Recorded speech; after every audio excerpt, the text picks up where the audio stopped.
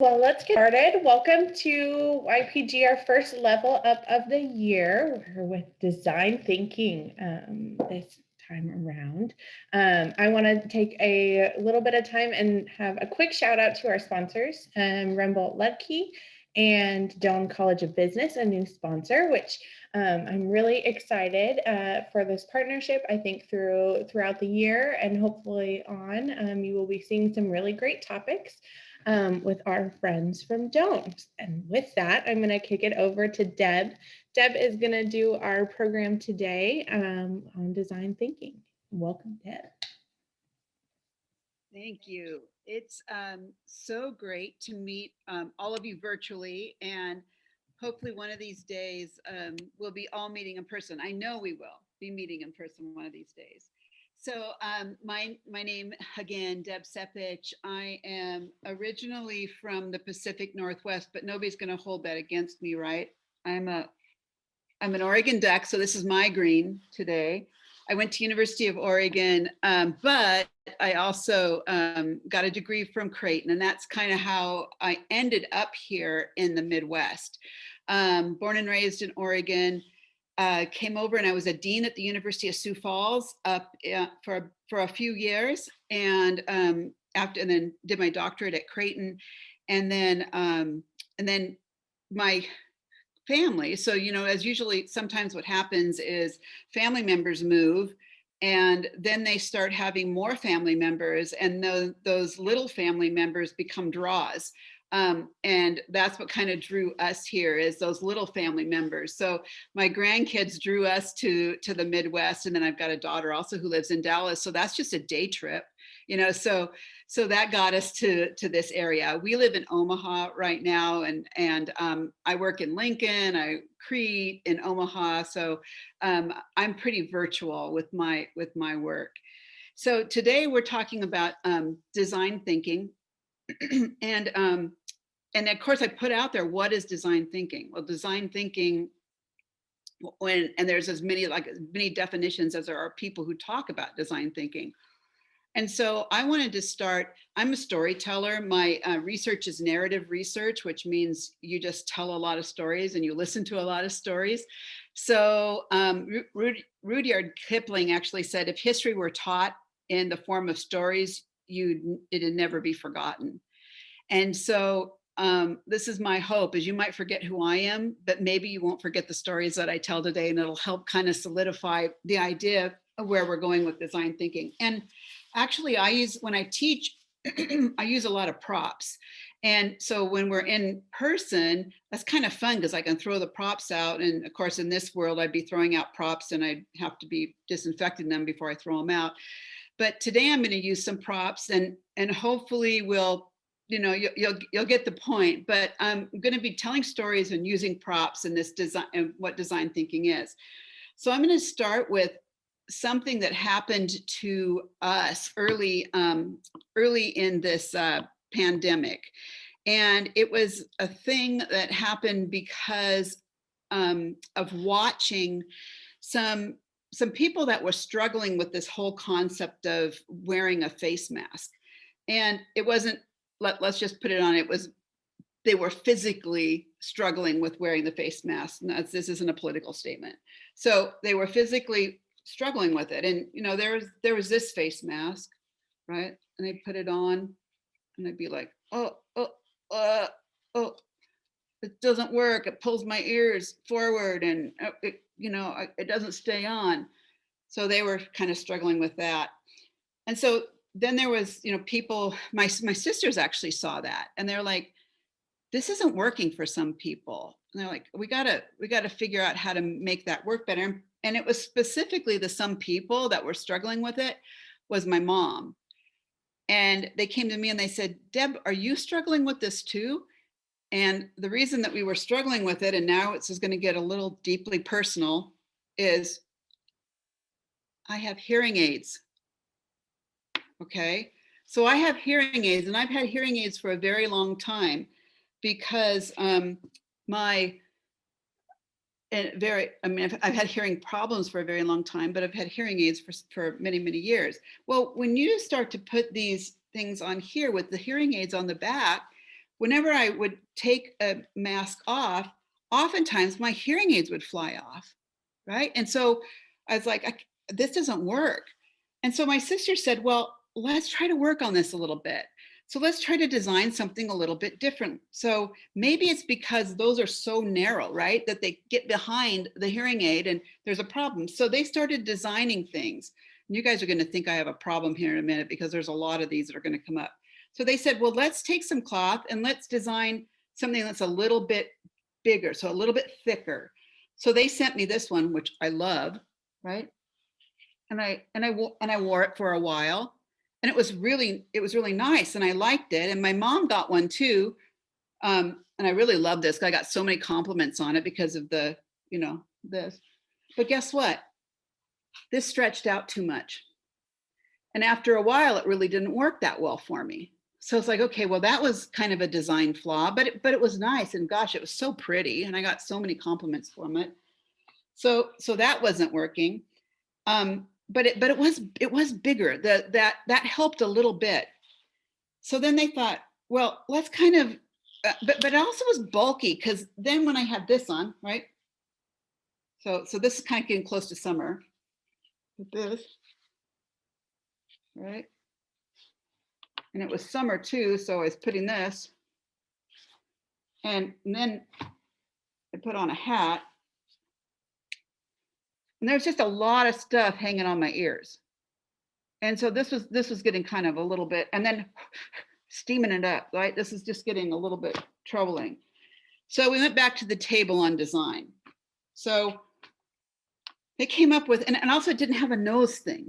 So they came up with, well, let's try something a little bit different, and let's move these things, right? So this was a little bit better, a little lighter for summer, and it worked really, really great. But then, the glass is steaming up. Kyle says the glass is steaming up, or the bane of his existence.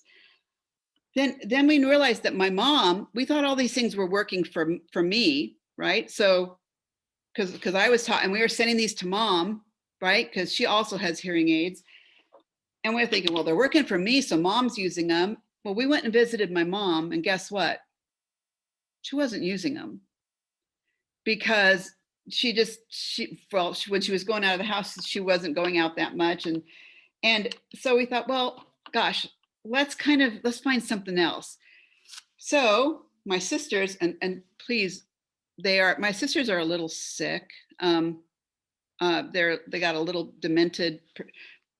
They made one that's the Day of the Dead, but anyway, let's just not. So this was one that they made where it would tie behind your neck, right? Tie behind. Well, this is a little bit better for the hearing aids. So they sent that, and we thought that would be okay, because that was what they sent to my mom as well. And then we realized that mom wasn't using any of these things, because guess what? My mom has bad shoulders. She couldn't get her hands back to tie this behind her neck. So we weren't really listening. Like, we just thought everything that worked for me then also worked for my mom. So we were doing the reiterative loop with me, right? It's, hey, whatever works for me, it's got to also work for mom, because we both wear hearing aids. But we weren't listening to other audience members. We just kept sending these things to my mom too. And then, we finally found something that actually worked. And it was something that's kind of silly. And it actually was the thing, it just happened one day that I put on a mask, and I actually just had a ponytail in. And I took the mask, and I took these two pieces, and I wrapped them around the back of my ponytail. And so now nothing was on my ears at all. At all. And so what I realized is, if I had something that actually clipped the back and pulled them together like this, and just had a clip in the back of on the back, almost like it was just, this is like a pin or something, that's what would make a mask work for me. It just couldn't rest on my ears at all.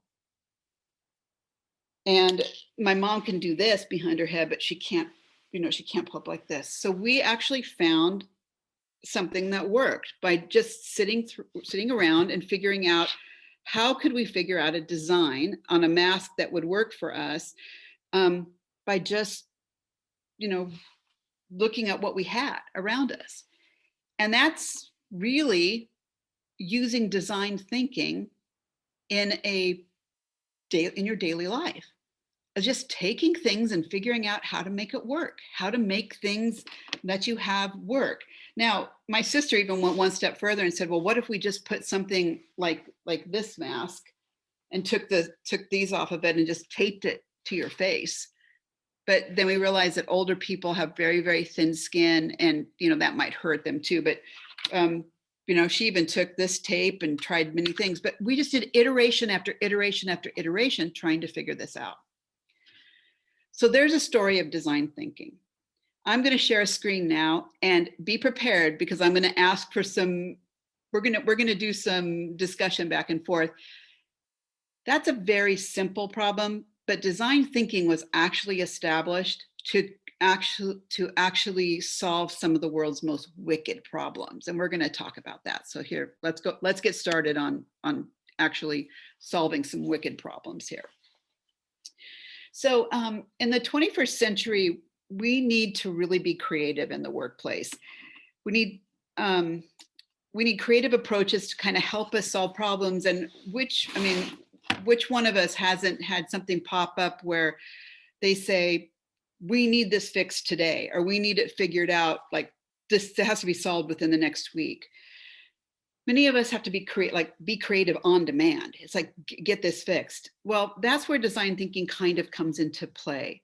Design thinking is an approach where you have to deeply understand your audience. You have to deeply understand not just the one person, me, that has hearing aids and needs to wear a face mask, but you have to deeply understand all the other people. Remember my mother who's wearing the face mask. You need to deeply understand, my sister who's making the face mask, the people, the material, the people that are making the material that are making, you have to deeply understand all the people that are involved in the process in order to generate a creative and a very effective solution.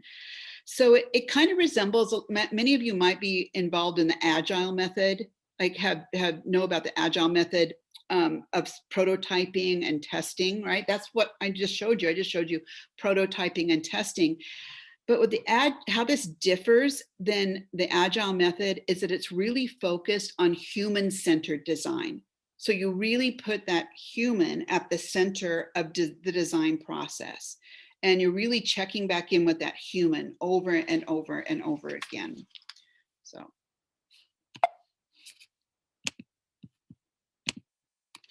So design thinking is nonlinear. It's iterative, right? That was iterative. We were going back over and over again. We're challenging assumptions. We were challenging those assumptions over and over again. We were redefining the problem, right? The problem for my mom was certainly her ears, but it wasn't sunglasses and hats. It was her bad shoulders. We're reassessing the process that we're going through, and we're coming up with creative solutions for how to fix this issue. So now let's kind of flip it a little bit. Let's look at how this actually was created. Where was design thinking brought into the forefront? So design thinking was actually brought to the heart of design because it was trying to fix complex problems, like really, really nasty problems. Problems like world hunger, problems like human trafficking, wicked problems that are very complex, that require really, really huge collaborations, collaborative methodologies, and really deep understanding of all the dynamics that are involved in solving these issues. So that's where it started. There were schools that were developed around this. There's the Stanford School of Design. There's Harvard, MIT, all uses human-centered design now, and they have schools around this. But it started around this dynamic of understanding collaborative methodologies and solving wicked problems. So I'm going to open this up to y'all to kind of raise your hand and answer this, but so let's consider, what would you consider to be a wicked problem? that's a human-centered wicked problem that might require churches or NGOs or social organizations, schools, international, all these things to be involved in solving them. What kind of problem comes to mind? And just go ahead and unmute yourself and shout it out.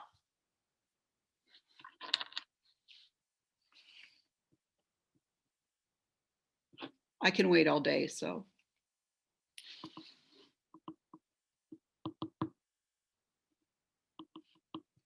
I'm waiting for at least two wicked problems. I think we're writing them in the chat. Oh, you're writing them? Okay. Oops. I can't see the chat, so somebody went, oh, there it is.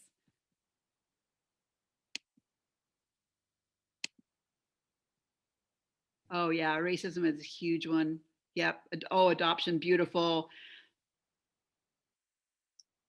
All these are great. The foster care system, all those. Yeah. So you see that there are those are great, perfect. Systemic racism, global adoption, foster care system, all those perfect, big problems that require more than just one organization to actually solve this. You're not going to have and what we see generally is that a church will come out and try to be like, this church is going to solve that problem.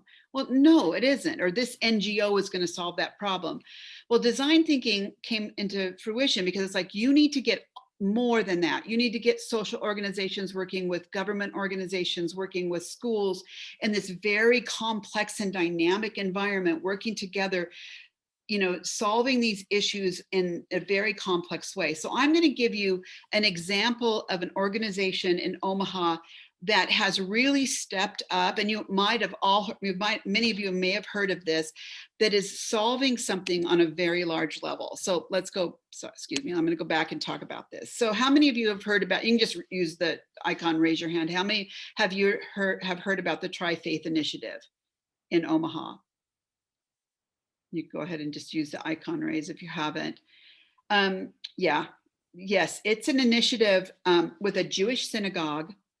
It has a Christian fellowship, I think it's called the Christian Community Church there, and a Muslim mosque, all on a one piece of property on 144th and between Pacific and doesn't really matter, but right in the middle, pretty much in the middle of right on the west side, starting the west side of Omaha. And they have 3 churches, and then they had this building that they called, at one time they called it Abraham's Tent, but I'm going to talk about that in a minute, but they called it Abraham's Tent.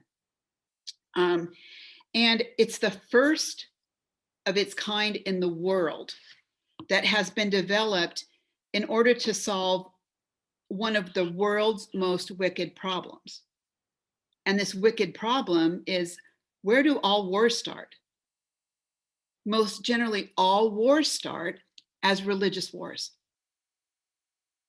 Generally, all wars started with an understanding or a misunderstanding on religion.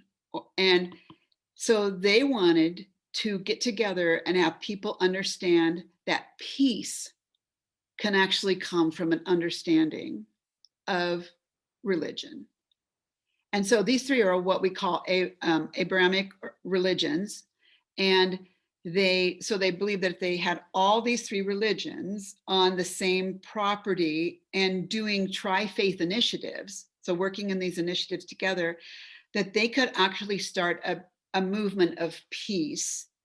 And so this started, the first of its kind started in Nebraska. And now there are organizations around the world coming to Nebraska to understand about this initiative. Now, this is design thinking. This is thinking about how to deal with world's wicked problems in a design way that is just, to me, blew my mind when I first heard about it. Now, I've heard of tri-faith initiatives that had been done in different ways, right, around the world, but they didn't have a physical presence, right? Because wars have a physical presence. They happen in a physical place. And so to have a physical presence of this really kind of takes it to that next level. Now it has to evolve, because you can't just have a physical presence and, you know, be doing things. This place over the last 3 years has evolved and had to make changes because they want to be inclusive. They had this place called the Abrahamic tent, or Abraham's tent, and they realized that that was actually making them exclusive. And it's because right behind where they are, they also have I think it's a Buddhist temple, and it's beautiful. I've never been there, but people have said it's beautiful. So I say it's beautiful, but I'm taking somebody else's words that it's a beautiful temple. And they say you should go walk on this, but it's a temple that's right behind there. And because it was they called it Abraham's tent, these individuals did not want to, you know, come on there because they felt kind of like, well, that's an Abrahamic religion. It's Abraham's tent. We're Buddhist. We're not actually connected to the Abrahamic religions. We're Buddhist. So they're changing the name of that building that was called Abrahamic's tent. So they're evolving too. So this is a way of thinking about solving one of the world's biggest issues, a big wicked problem. And now there's a place in Jerusalem. It's in, I'm trying to remember where they're thinking about. I cannot remember the places, but there's one place in the Middle East that's trying to create a tri-faith initiative that with actual physical locations.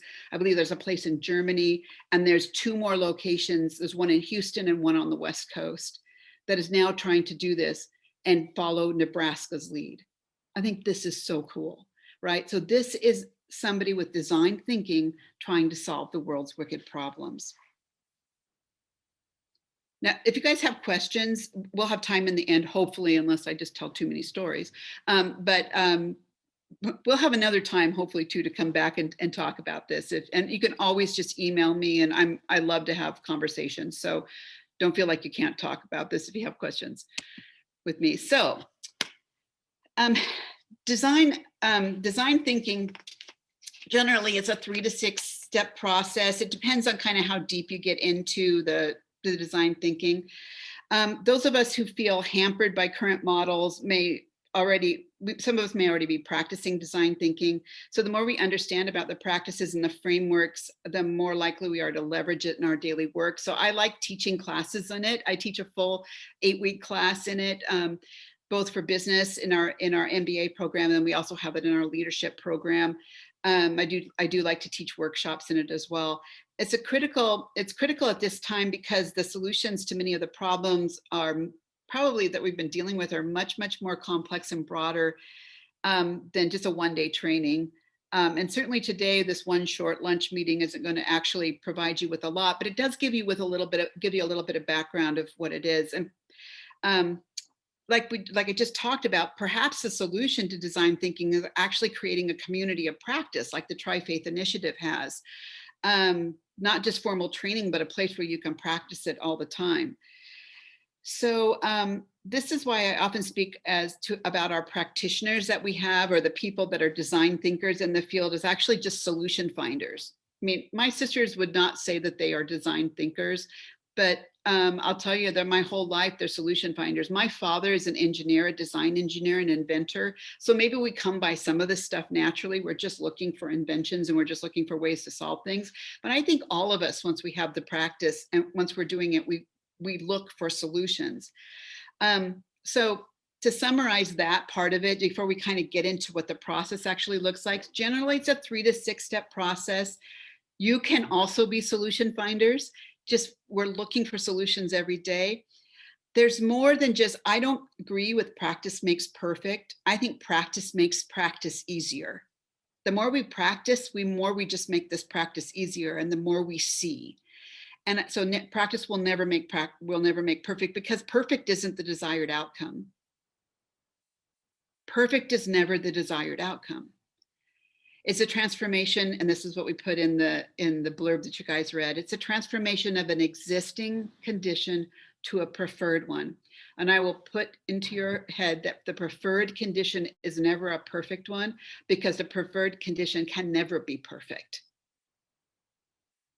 So it's always just better. You're looking for a better a better condition than the one you have.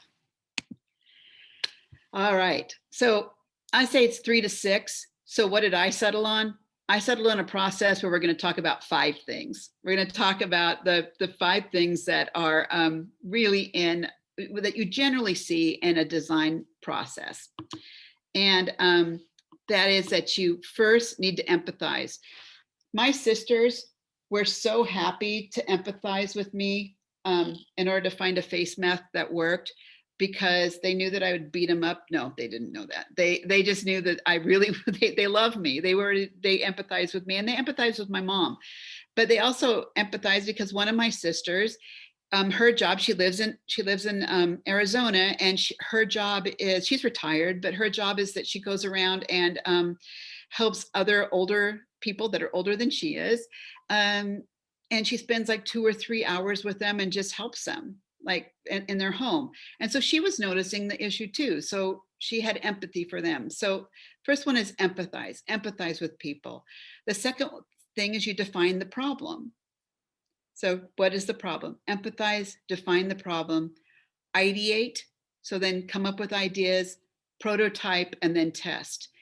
Well, when I showed you the face masks, you just realized that we went through all those steps in that process. And then we continued to go through those steps.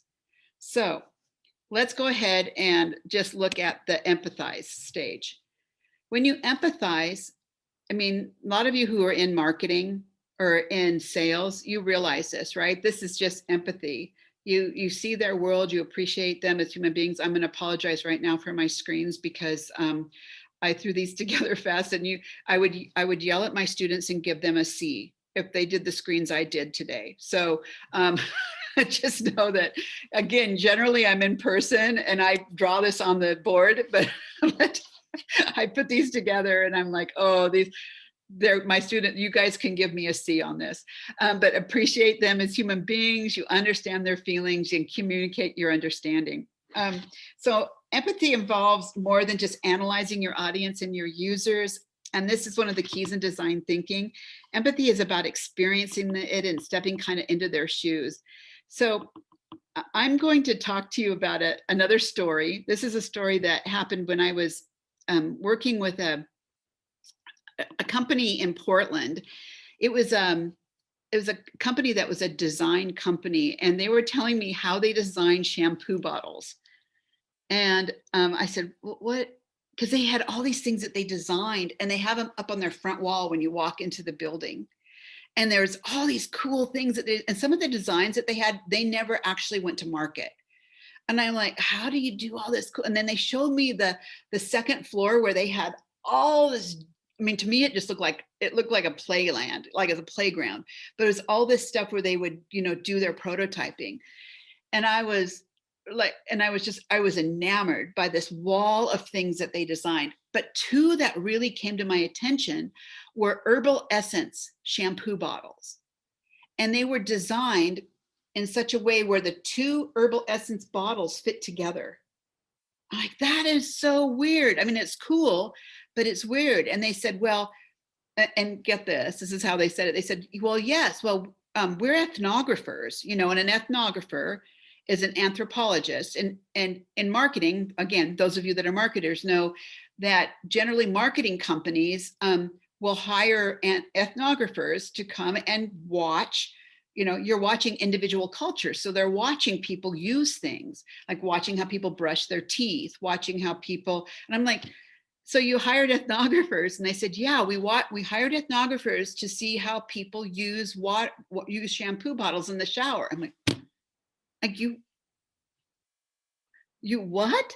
And I didn't go much deeper than that, but all I could do was imagine.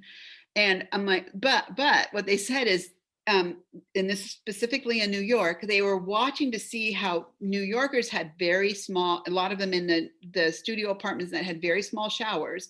And they were trying to see how they could keep both the shampoo and the conditioner in the shower together. And they designed these. It never made it to market, but it was an interesting idea of putting both the shampoo and the bottle together, the shampoo and the conditioner bottle together. And what would happen is you could switch, you could like put them on, switch them. So they would be, it was just strange. And they said because we were watching them, they had limited space. And also the shampoo, they wanted to make sure that the shampoo was always in the bottom, right? So that you didn't have to like shake the shampoo bottle or shake the conditioner bottle to get it to the bottom. Like all these things, I was like, I don't think about that. I mean, I think about it when I'm in the shower, like this is really frustrating, you know, got to get the conditioner out. But I don't think about that. Like, well, if it was upside down, it would be easy to get it out, right? But they watch all this stuff. And that's because they're having empathy for the end user. Now, I'm using a product when I talk about this. And here we'll look at this, right? So I found I don't think this is Herbal Essence, but you can see the body wash here. They kind of created the same thing, the kind of the curve in the bottle. That reminded me of what it looked like. Well, that never made it to market, but you can see that L'Oreal and some others actually made bottles that you could have them upside down so that the soap would be in the bottom, but it actually did lead to the concept of the ketchup bottle being upside down. Whereas remember, we just always had, when I was growing up, we just had that mark where you're supposed to hit it on the side of the bottle where that mark is. That's where you hit it and the ketchup would come out. But now all ketchup bottles that I see are, you know, set up so that they're upside down and ready to pour. So that ketchup bottle was established, of course, it makes sense to us now, but it was established by watching people and having empathy for the way they really use products. Right? So that's design thinking. Now we think, okay, this is, yes, products. This is, of course, how it works with products, but it actually works in lots of other ways too. It can work in the way that somebody uses an app. It can work in the way somebody walks through a building. It works in the way people, you know, walk through a grocery store. It's all done. Design thinking is everywhere. It's not just with product development. We had, I teach a class in the instructional design and technology where we're designing instructional, you know, courses. And we use instructional design in order to show how people will learn from a course. Like, how will you learn from this course that you are designing the right product? That you are designing a course that people will actually be able to learn from, because this is how people learn. So the next thing is you define, right? You're defining the problem. So you research and ultimately you define the problem, you specify it. Now, here's where I'm going to tell another story. See, I'm just a storyteller. When I have not been in education the whole time. I've been I am an entrepreneur by trade. I started a software company, and the software company that I started is Dolphin Software. And we're almost through with the presentation. And this is kind of where I'm ending, and then I'll pull it down into the final. But Dolphin Software, we were listening to some people out there, and they said that they were having trouble managing chemicals in the workplace. Okay, so we went out and we listened to all these companies, Weyerhaeuser, Georgia Pacific, Intel. We listened to all these people, and they said, we really need something to help us manage it. So what did we do? We went out and we built a software package. So I'm going to tell you the amount of money. We spent $200,000 because we had money we had people investing in us, and we built a software package. So then we built the software package. They loved it. We had the screens. We went out and we did a guerrilla sales run, and they said, we showed them the software package, and they said, how do you like it? They said, we love it. We said, would you buy it? And they said, no. Said, what? You said you love the software package. It does everything you want it to do. And they said, yeah, it does. But guess what? We have to get all the information that's over there that we need to get into the software in order to make that work. And we have no way of getting that information into the software. And we went, wow. We did not define the problem. We created a tool to help solve their problem, but we did not define the whole problem. The problem was a data transfer into a program that would get them the information. So we went back to the table and realized that solving their problem was actually a data entry issue. So we had to figure out if we were going to be a sustainable company and still be in the marketplace, we had to figure out how to solve that problem for them. So Dolphin Software became a service bureau. And we had to figure out how to transition getting data into the software, using the software as a tool for doing their chemical reporting.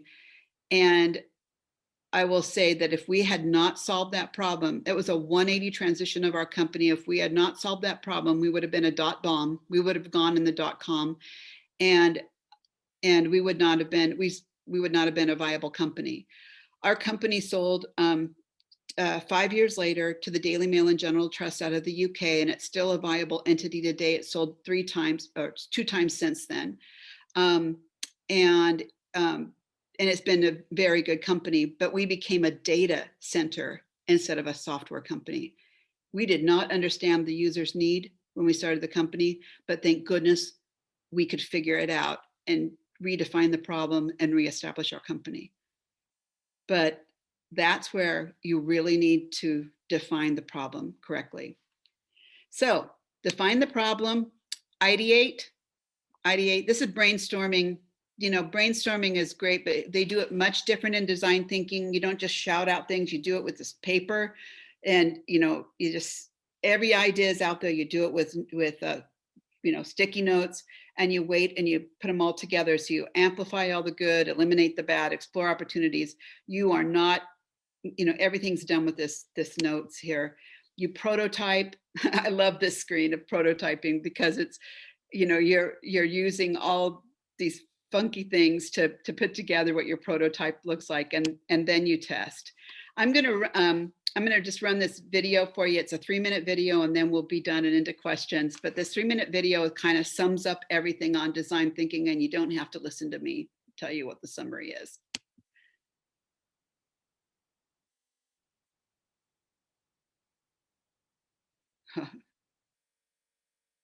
Writing's not that easy, but Grammarly can help. Of course, I didn't. This sentence is grammatically correct. There we go.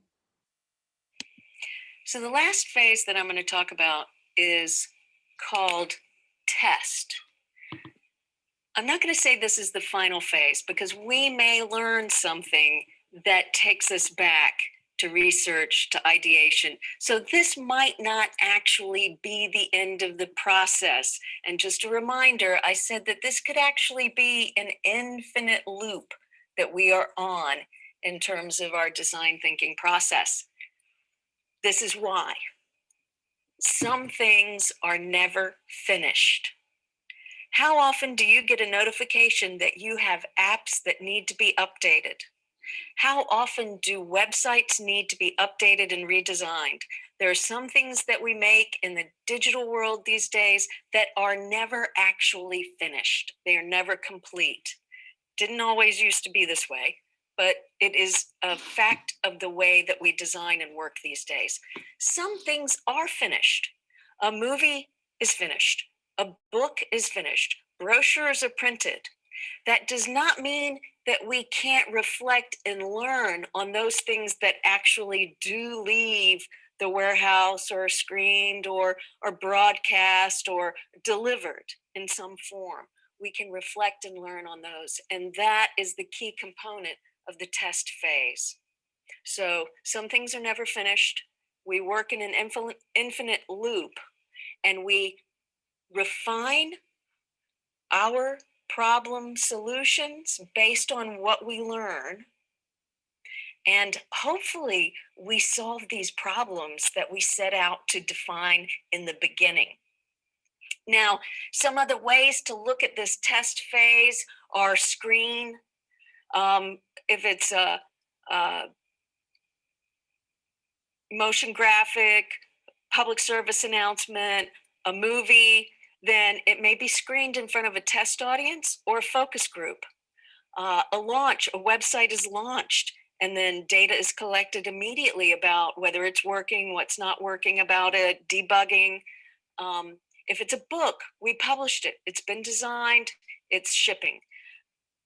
Printed brochures, cards, branding, debugging the software that is never finished, shipping the product, shipping the gadgets, the perfume, the products, the t-shirts, whatever it is that we're designing, promoting those things that we have created, releasing them into the world, or in some cases, if it's software or hardware and we really are in the test phase, then we might be delivering a beta version in which we go back through some of the cycle again. So the keys are to learn and refine until we actually solve that problem. The infinite loop.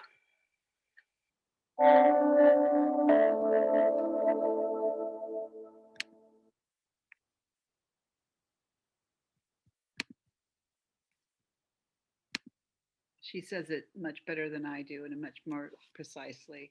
So design thinking and what it would mean for you in your future. It really is a great thing to learn for problem solving skills. I think it gives people a really deep confidence. Once you've gone through it, you kind of understand it.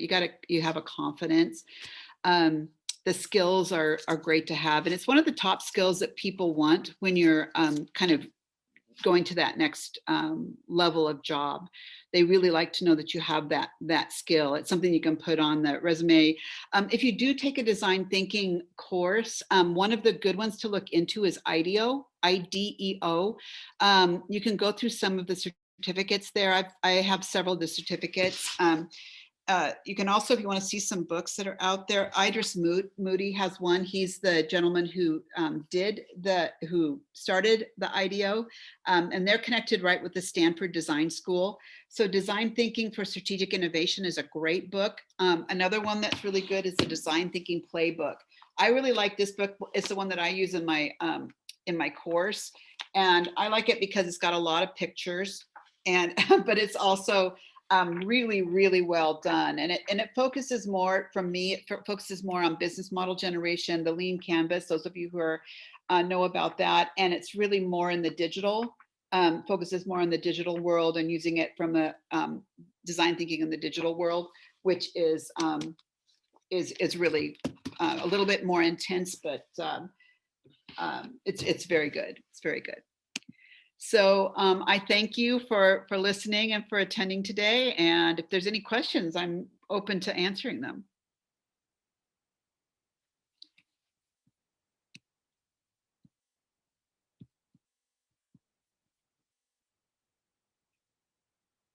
Any questions about Portland, I can answer those. Any questions about Sioux Falls, I can answer those. Deb, could you go into a little bit more of your background and what led you to Doane and what you're currently doing there? Sure. My background is, so I tell people I'm a hippie turned educator. So I grew up in Oregon, a very large family. I'm the oldest of 9. My father was an entrepreneur and he was in the music industry. So he created sound equipment for people like the Grateful Dead, Isaac Hayes. So those names probably don't mean much to most people, but they were some pretty wild bands back then. And so we spent lots of time traveling around with them. So that's why my hearing probably isn't so good. And so I grew up with that. I grew up knowing entrepreneurs and being with entrepreneurs. And so then I went to University of Oregon, stopped when I was in my junior year, and then actually started a software company before I finished my degree. And I like to pretend that I'm Bill Gates, but I'm not. I mean, although we started our companies at the same time, his went somewhere and mine was about 1/10 of the size. Ours was, so we started Dolphin Software. I worked at Tektronix first, started Dolphin Software, grew that. It was one of the fastest growing software companies in Portland not in Portland, but in the Pacific Northwest for 5 years straight. Then I was a CEO went from that, was a CEO at a environmental paint company, and then at a Jodhpurs company. So helped them, writing gear. So did that for a while. Then realized I just kind of wanted to transition and get my doctorate, transition into education, because I really liked working with entrepreneurs. And so that's what brought me here to get my degree at Creighton. And then I love teaching a lot, and teaching entrepreneurs, teaching marketing. Marketing is more my area, marketing and design. And so that's kind of what transitioned me into education. So what I do at Doane is I work in the graduate program. So I'm redesigning the graduate programs, the MBA and the leadership degree, to be more consistent with what is really a more applied degrees, applied MBA and applied leadership degrees, what's necessary for leaders today and what's necessary really for an MBA. I've been at George Fox University, University of Sioux Falls. I've taught in Canada, and I taught in China and Brazil. Wonderful, thank you.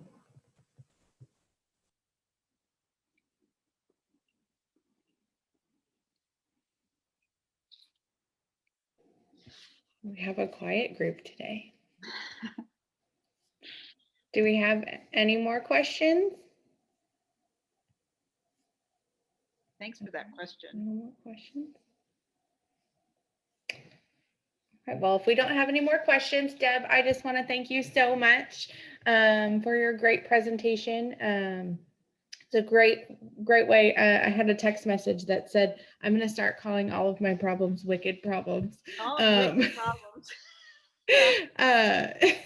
But just want to thank you so much for your time, and to all of you that are on. I will share Deb's contact information.